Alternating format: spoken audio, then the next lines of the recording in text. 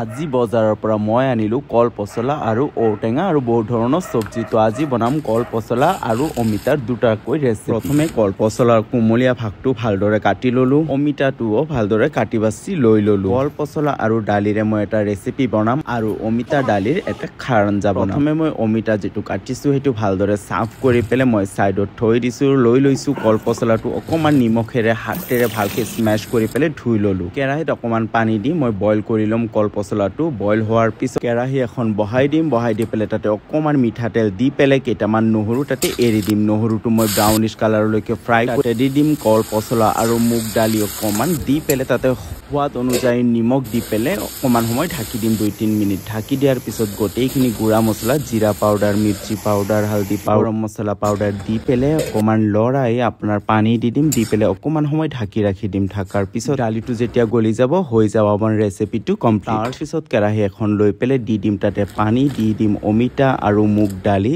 তাৰ পিছত নিমখ সোৱাদ অনুযায়ী। তাৰ পিছত মেইন বস্তু খাৰ দি পেলে 3 পিচ মান কেঁচা জলকীয়া দি দিম। ফ্লেমত গেছটো থৈ দিম যাতে বইল হৈ যায় ভালদৰে। আঞ্জাত দালিটো সোনকালে গলি যায়। আপোনাৰ অমিতাটো গলিবলৈ অকমান ঘুটিৰে ঘুটি দিলে হৈ আমাৰ অমিতা দালিৰ খাৰ আঞ্জা ৰেডি কৰি লওঁ। মোৰ দুপৰীয়াৰ সাজ লৈ ললো খাৰ আঞ্জা, লৈ লওঁ কল পচলাৰ চব্জি আৰু দুটা কেঁচা জলকীয়া। তো এইটোৱে মোৰ হ'ল আজিৰ দুপৰীয়াৰ সাজ। কেনেকুৱা লাগিছে কমেন্টছত নিশ্চয় জনাব।